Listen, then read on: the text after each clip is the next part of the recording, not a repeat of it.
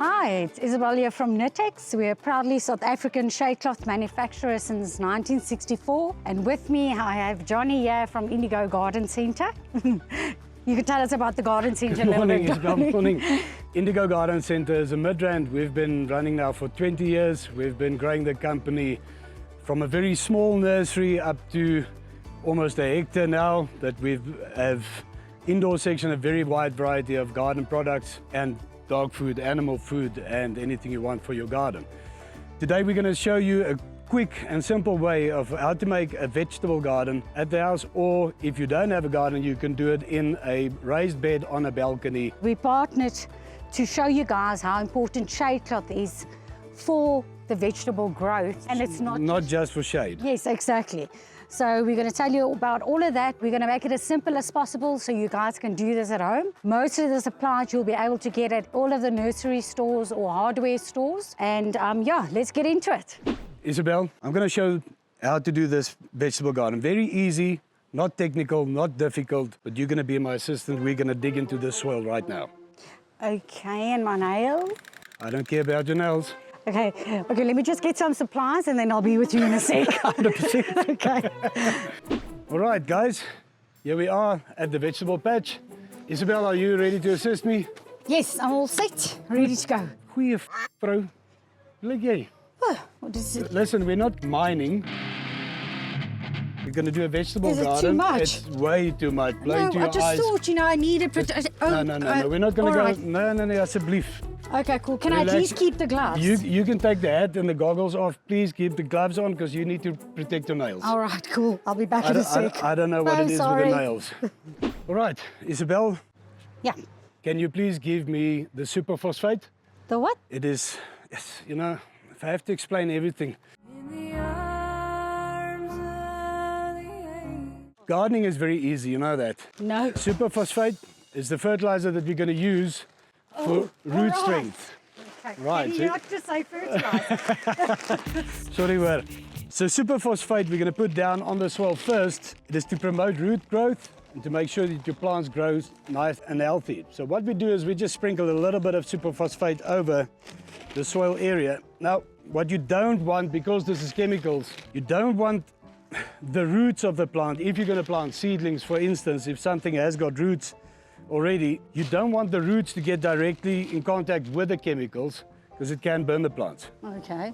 All right, so what we're going to do is that we're going to plant seeds which don't have any roots at the moment. We're going to put the superphosphate into the ground. We're going to work that through. If you can just give me the fork, please. That is the thing with the 3 little fingers on it. That's called a fork. We're going to turn the soil and get the superphosphate into the soil so that it mixes in and doesn't touch the roots. Like I said, if you have seedlings already, seeds is not a major problem. There you go, Scotty. I'm just going to level the soil out a bit. Right, so our soil is prepared at the moment. The next thing we're going to do is, if you can hand me the seeds, there's normal... Got it. What seeds are those? It's normal cabbage seeds. Cabbage seeds. I believe the cabbage is your easiest... It's one of the easiest vegetables to start. Yes. If you want to start off your own veggie garden, like me, that has no cooking clue what's happening here. It's best to start off with cabbage. Yeah, you don't really need to know anything about cooking if you don't have a cooking clue, but it's very easy just to put some seeds in your hands. Sorry, can you give me the fork again, the one with the 3 prongs? Thank you, Isabel. And then all I'm going to do is, I'm just going to make little lines with a fork so you can get your spacing right in the vegetable bed. Very easy, don't have to go very deep into the soil, it's just to have a little line. And you don't have to plant it seed per seed because some seeds are very small. Okay. So you can just very lightly scatter the seeds in the line. Can I plant some? I just want to see my results. Well, mine's going to look better than yours. If you can spread it out a bit further, otherwise you're going to have a whole clump of cabbage in one corner. Yeah, there's going to be a huge... that's going to be like 7 cabbages in one spot. But it's fine, it depends on how hungry you are. Just a little bit like that? Yeah, just a little bit like that. Oh, it's so cool. And that's it. Now what I'm going to do is I'm just going to take some soil and cover the seeds with the soil, and then we're going to water that patch.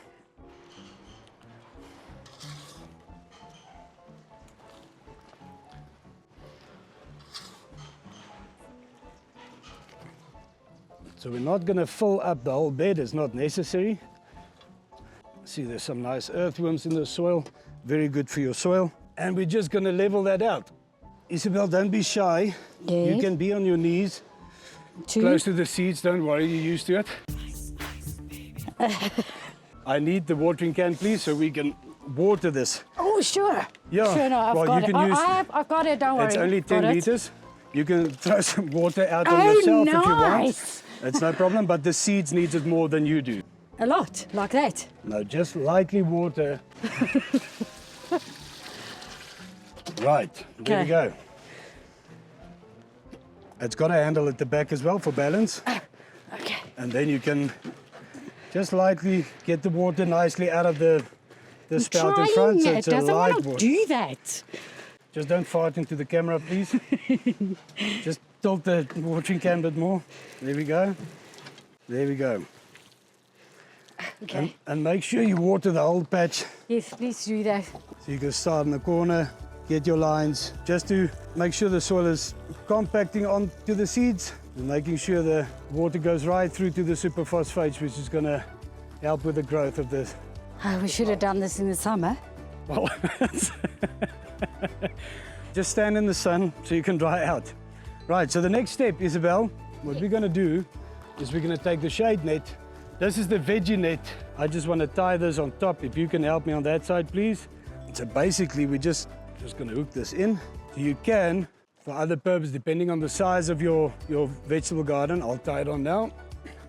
You can move your stakes at an angle if you want it to make sure it's stretched out.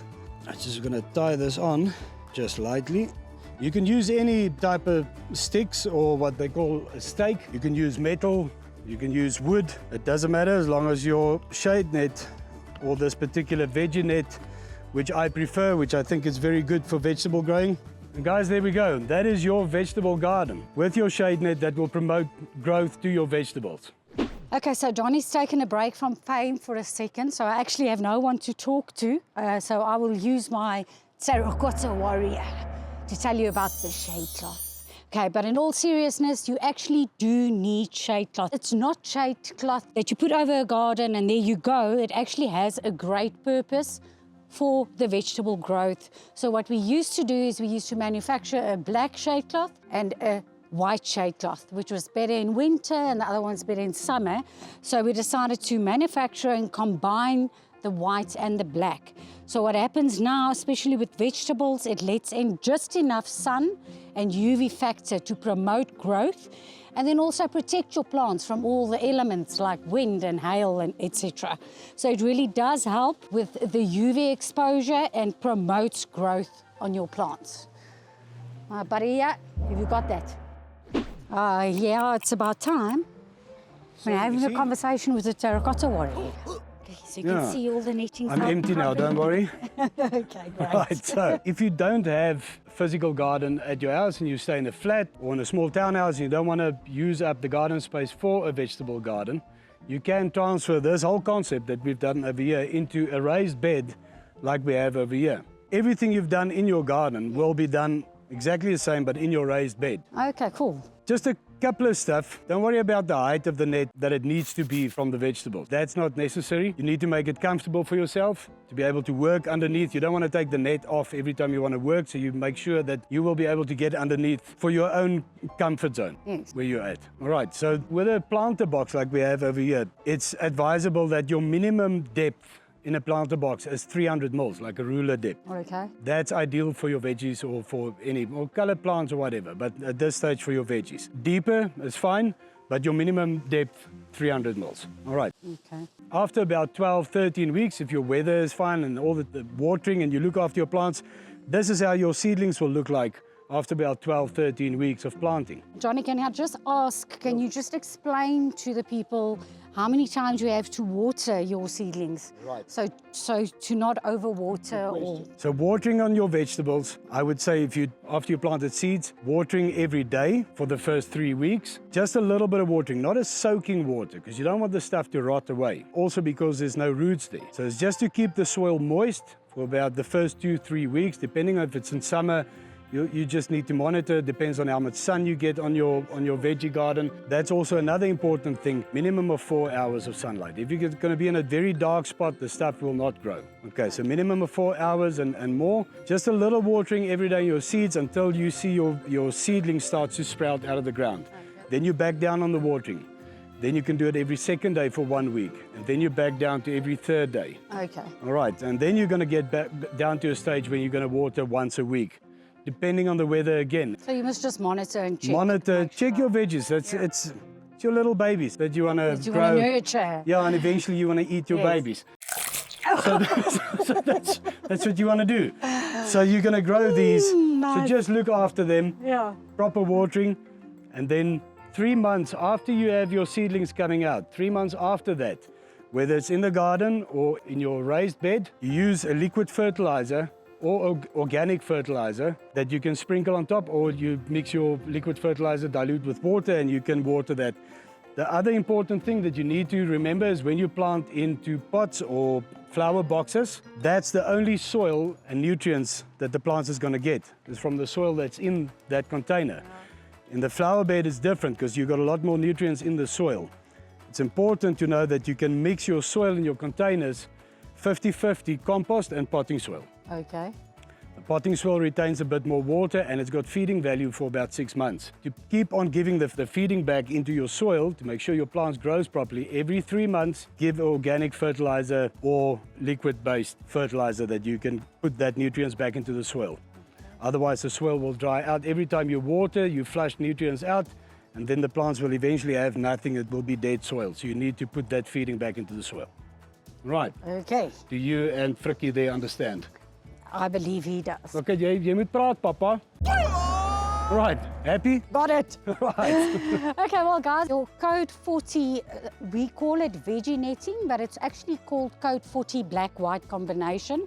You can buy it from most hardware stores and also your garden centres. Yeah, at Indigo Garden Centres, they sell it in roll form as well as pre-packed packages. So if you want to do a little small wall, can buy your 3 metre by 3 metre pre-pack. And just ask for Johnny, ask for the veggie garden netting, and he'll supply you with everything you need to start your own veggie garden.